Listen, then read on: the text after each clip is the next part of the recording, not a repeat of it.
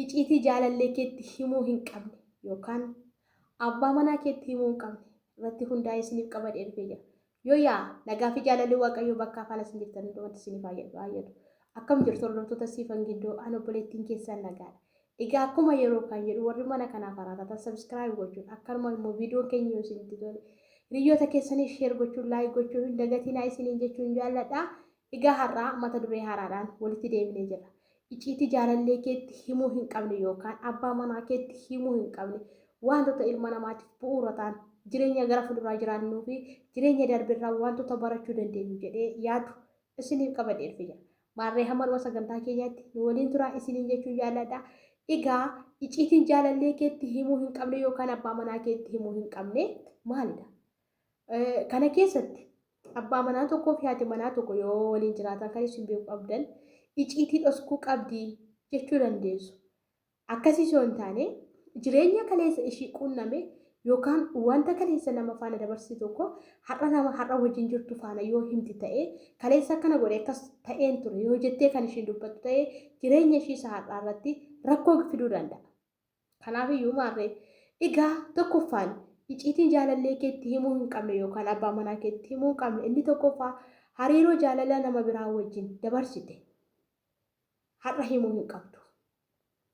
Kana gaafan isiniin jedhu fakkeenyaaf shamarran tokko kaleessa dhiira tokko jaalattee dhiira faana turte yoo ta'e akka carraa ta'anii isa faana immoo yoo gargar bahanii har'a immoo nama ishiin har'a wajjin jirtu jaalalaanis haa ta'u abbaa manaa fi haadha manaanis haa ta'u isa jireenya kaleessaa sun har'a hin dubbatti yoo ta'e isa har'aa kanarratti rakkoo ofirratti fiduu jalqabdi yookaan rakkoo ofirratti fiduu dandeessi. Sababni isaayyuu namni tokko kan si jaalatu isa har'aa si jaalata malee isa kaleessa dudduubatti deebi'ee si jaalata miti. Yookiin jireenya kee keessatti nama kaleessa jaallattee fi isa har'aa wal madaashisuu hin barbaachisu. Kanaati fakkeenyaaf inni kaleessaa sun akkas ture akkana jettee kan haasoftu yoo ta'e isa har'aa wajjin jirtu faana immoo akka ati madaashisaa jirtu hubata nama yaadu yoo ta'e. Kanaaf jireenya kee keessatti jaalala gaarii jiraachuuf bultii gaarii jiraachuuf maal gochuu qabda? Icciitii kee isa kaleessa nama faana dabarsitee sun har'a baaftee hin himi.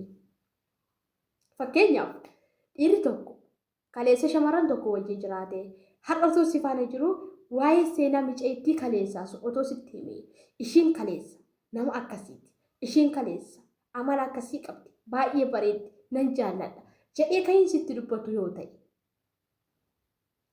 har'a fiilingii akkamii sitti dhagahama yookaan maaltu sirraa mul'ata? Bifa aariitu sirraa mul'ata. Kun immoo jireenya kee keessatti rakkoo qaba. Kanaafiyyuu isarraas taanaan hariiroo inni kaleessa jaalala keessatti dabarse hin dhaggeeffatin. Akkasumaatis hariiroo kaleessa jaalala keessatti dabarsite hin himi. Kuni icciitii jaalallee kee yookaan abbaa manaa kee dhokfuu qabdu isa tokkodha. Inni lammaffaan waa'ee maatii kee hin dubbati. Kana gaafan isiniin jedhu icciitii jaalallee keetti yookaan abbaa manaa keetti maatii koo faana akkasitti wal lollee jirra maatii koo faana akkana taanee jira jettee tasumaa hin dubbati. Sababni isaayyuu rakkoon maatii fi si gidduu jiru atumti hiiki malee ati har'a hiriyaa keetiin yookaan abbaa manaa keetiin ani maatii koo faana akkasitti wal lole ani maatii kootiin akkasiin godhe jettee ka dubbattu yoo ta'e dadhabbannatii kee mul'isa inni kun. Sababni isaayyuu akkuma jaalalli jiru bor wal dhabdee jira walii kun jira. Namoonni karaa hedduudhaan gargar ba'uu danda'u karaa hedduudhaan walitti bu'uu danda'u. Kanaaf ati har'a waan isa jaallattuuf waa'ee maatii kee hanqina maatii kee itti himta yoo ta'e bor maal siin jedha waliifuun tolle waliifuun taanee siin jedha. Kanaafuu isumatti har'a maatii kee faana wal loltee rakkina kee sun isatti himatte bor maal godha ittiin deebi'ee si arrabsuu danda'a. Kanaaf jaalallee keessa ta'u abbaa manaa kee rakkina isii fi maatii kee gidduu jiru tasumaa baaftee itti dubbachuu hin barbaadin. Kana goote jennaan akka tuffatamte bade akka Kana goote jennaan akka gadi qabamte bare. Sababni isaayyuu boru namni kun akka barbaadetti sitti taphachuu danda'a. Sababni isaayyuu bakka dhaqxu hin qabdu, iddoo dhaqxu hin qabdu jedhee waan yaaduuf. Kanaaf siifi maatii kee gidduu wal dhabdee jiru ati mataa keetiin hin danda'ama yoo ta'e furuu yaale malee isatti himtee maatiin koo akkasuma godhan maatiin koo kana na godhan jettee tasuma hin dubbatu. Jireenya kee keessatti faayidaa guddaa kan qabu isa kana. Maatii kee faana yoo wal dhabdillee dhoksaadhu.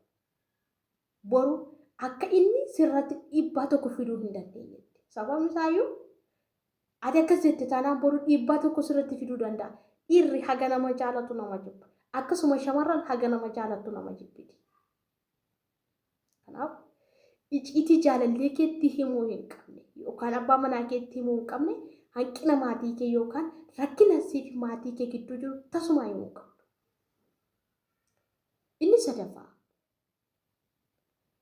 qaama kee keessaatti bakka hir'ina qabu.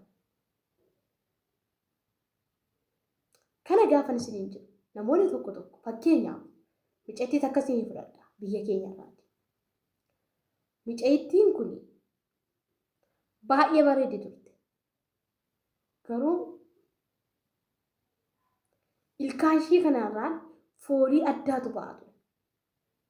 Namoonni maal jedhuuni halaala ta'anii bifa bareedina ishee suni baay'ee ajaa'ibsiifatu turan. Garuu guyyaa tokko hiriyyaa isheetiin akkas jettee ilkaan koo kana keessaa yookaan fooliin afaan koo keessaan bahuu dhiiga jedhaa jettee gaafa ishee dubbattuun hiriyyaa ishee sunis nama biraatti akkas jedhee dabarse. Saniin booda hiriyyaa ishee sun ishiidhaan gargar bahe. Sinii galee namoonni hedduunis warri kaleessa bareedduu bifa qabdu jedhanii ol kaasaa turan har'a ishiin koo foolii akkasii qabdi jechuutti bahan. Kanaaf maal jedha Oromoon? Jaalatan furrii wajjinii jibbaan damma wajjinii jedhu. Kanaafi qaama kee keessaa bakka hanqina qabdu tokko namatti baaftee hin himatin yookaan hiriyyaa keetti baaftee tasuma hin dubbatin.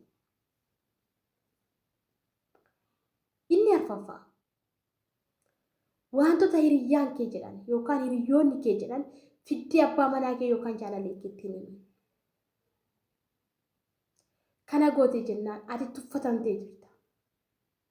Fakkeenyaaf shamarran tokko hiriyyaa qabdu yoo ta'e hiriyyaa shamarranii sun waa'ee abbaa manaa ishee yookaan waa'ee hiriyyaa ishee isa dhiiraa sun hiriyyaa ishee shamarranii sun faana haasofti yoo ta'e fiddeetti immoo akkasuma isatti isaan akkana jedhan waa'ee kee isaan waa'ee kee waan gaarii dubbatan isaan waa'ee kee waan hamaa dubbatan jettee fiddee isatti himta yoo ta'e kun jireenya kee irratti dhiibbaa guddaa qaba. Kanaaf icciitii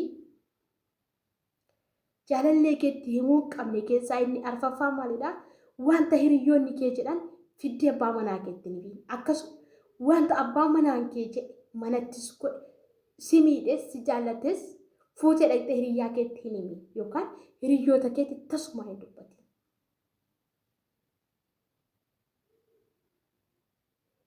Yoo akkas ta'e jireenya kee gara boruutti tarkaanfachuu dandeessa.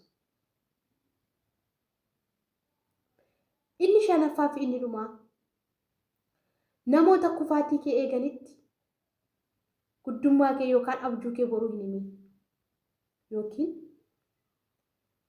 fakkeenyaaf kana keessatti wanti isin beekuu qabdan nama tokko jaallattee jirta yoo ta'e namni sun akka ati baatee mul'attu.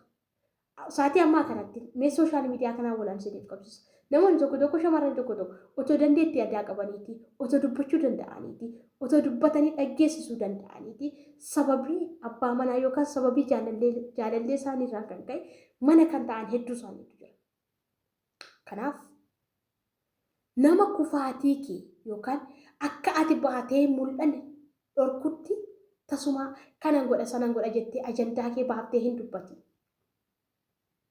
Inni kun gaafa ati kana goote isa kaleessa miidhama kee kaleessaa caala har'allee ittuma of miidhaa hartaa. Kanaaf icciitiiwwan jaalallee keetti yookaan abbaa manaa keetti himuu qabna. Shanan kana sirriitti itti fayyadamaa. Jireenya ilma namaa keessatti faayidaa guddaa qaba. Kana dhoskiteef ati abbaa manaa keetiif amaanamummaa dhabda miti.